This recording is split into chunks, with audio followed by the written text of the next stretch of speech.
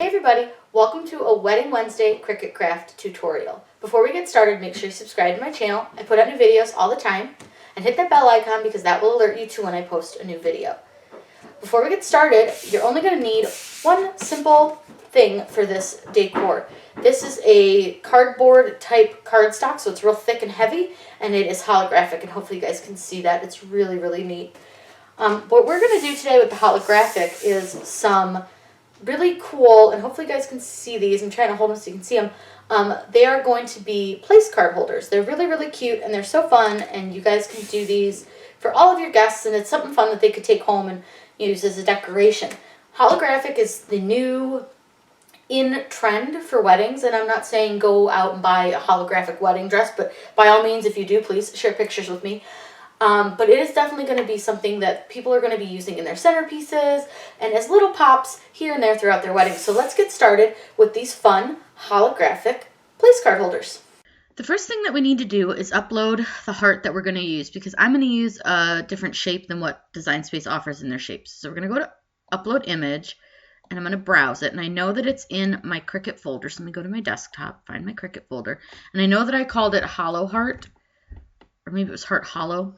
I could have this wrong. I think it was Heart Hollow. Yep, Heart Hollow. There it is. So we're just going to go ahead and upload that.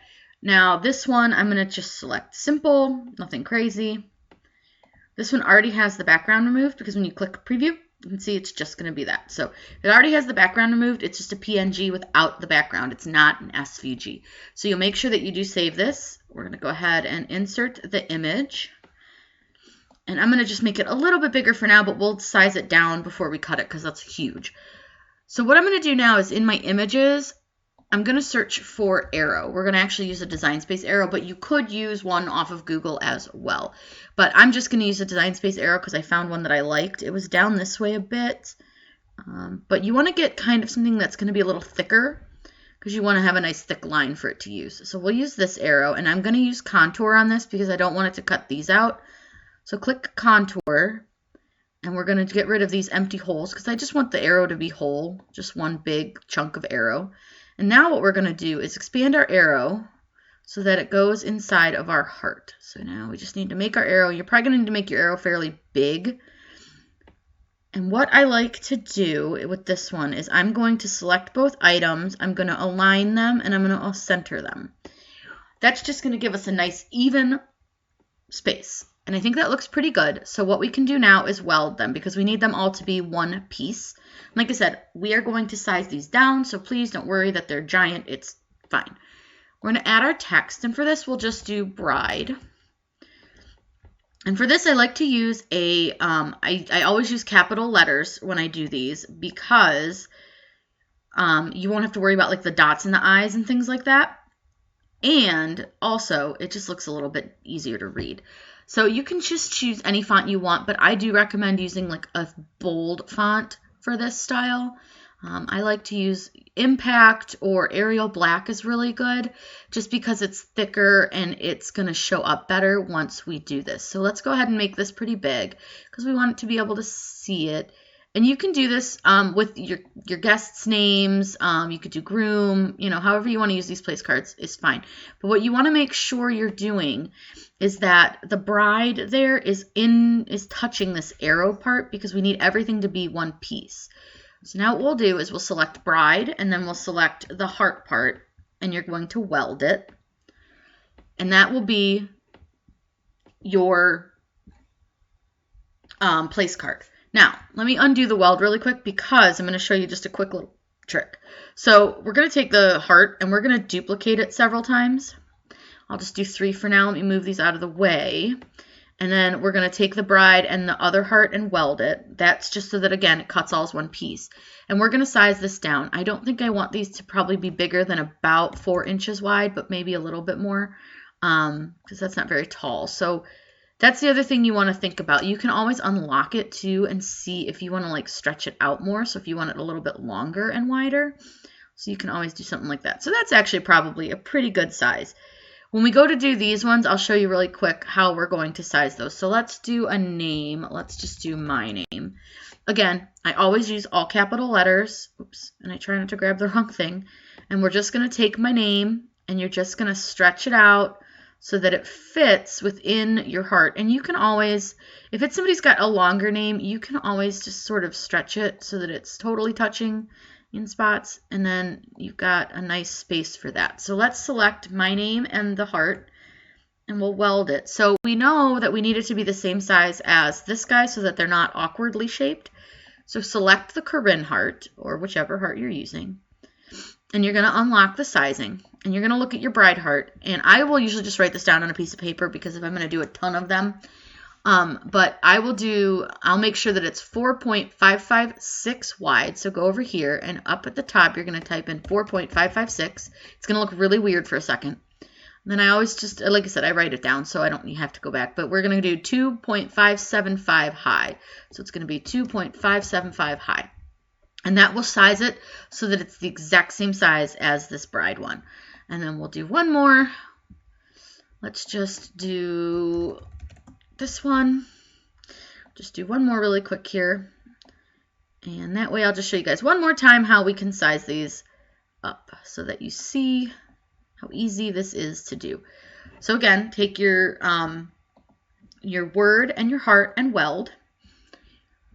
And then again, it's 4.556, but remember to unlock. So you got to find the unlock button, just right down here in the lower left, unlock.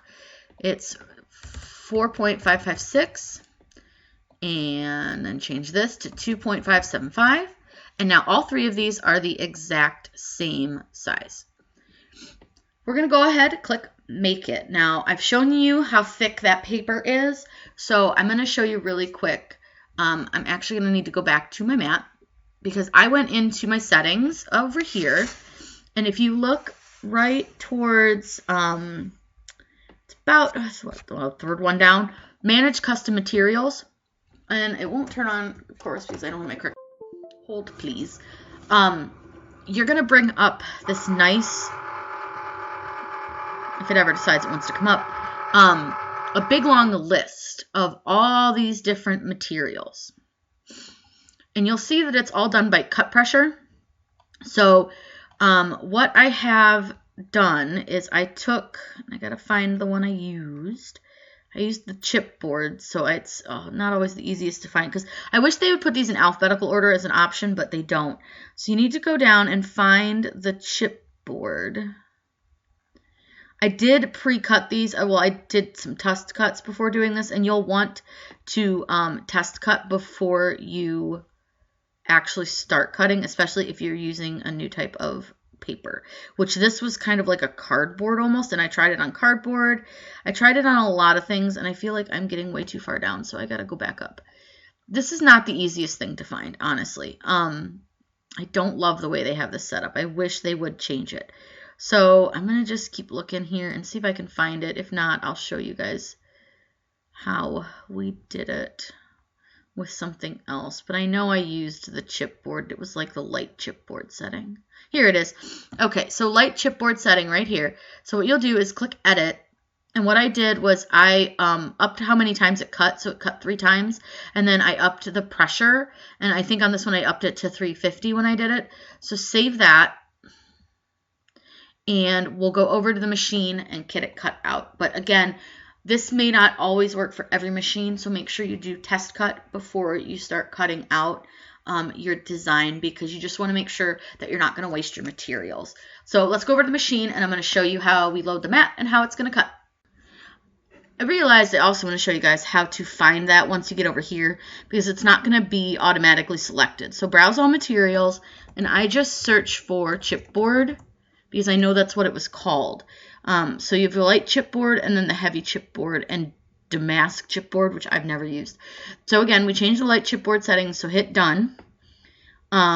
It's going to tell me to move my star wheels over. For the material I'm using, I don't need to. I also didn't need to use the strong grip mat. So again, this is why we test cut. It's assuming that you're using chipboard, where we are not. We're actually just using like a cardboardy thick paper. So let's go over to the machine, and I will show you guys how to cut this out. So we've got our holographic paper, again, pretty thick. I don't know how well you guys can see that, but it's pretty thick stuff. So we're going to load it into our machine, and we want to make sure that we have the machine far enough from the wall. So I probably just got to move you guys back just a little, sorry about that, and hit the CRICUT button. So what it's going to do is it's going to detect the tool, and I did make sure to tell it that we're using 8.5 by 11 paper. So let me see if I can get you guys a little bit closer without too much. But you'll see that it's going to cut, and it's going to cut this 3 times. Because this is such a thick material, we needed to cut several times. Again, I did put it on a higher pressure, as well as adding that second cut to, or the third cut to, because it normally only cuts twice. So keep that in mind when you're setting this. You can test cut everything, especially if you only have a certain amount of materials. You guys will see on the bottom of this paper that I did test cut, there are some hearts already like pre-tested, because I did do some test cuts before I cut these out. Now, hopefully, with any luck, this won't take all day, but it does take a little bit longer, especially because it's got to do 3 cuts. It has to cut out all the pieces, parts of your design. So I'm not going to make you guys sit here and watch it cut it, but once we come back, I'll show you guys the finished product. I finished cutting them. Now, I did cut one and pull it off already, just because I wanted to just triple check that I had the settings right, and I did. So I'm going to just show you a quick way to pull these off, because this is pretty thick, so you can just pull the big paper off, just like normal, like you would vinyl, and I just sort of work my hand under the paper. But then with the hearts, you want to be a little more careful because of the names, so you don't want to rip them. So what I do is I flip my mat over, so you're going to flip it upside down, and you see how I'm kind of curling my mat away from my cardboardy cardstock. I don't really know what to call this other than like holographic paper, but it's more cardboard than anything. So I pulled that one off, and it's still got the one piece attached, but that's okay. And then I'm going to just do the second one. I'm going to do the same thing. I'm just going to gently pull it away from the mat, less the mat away from it. So you're going to just carefully, and this one's a little bit more intense because it's got a few more little spots.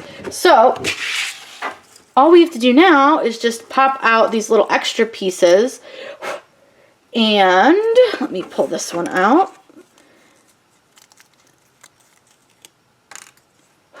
And there we go, guys. These ones are all finished, and I have the bride sitting somewhere. I have to find the bride, but I'll show you guys these all finished here in just a second. And here is our finished product. I think these came out really, really cute. They're super fun and easy to do. If you guys have any questions, make sure you let me know in the comments down below. I'm always happy to answer those for you. Make sure you subscribe to my channel. I put out new videos all the time. Hit the bell icon, that will let you know when I post a new video. Have a great day. Happy wedding and happy crafting.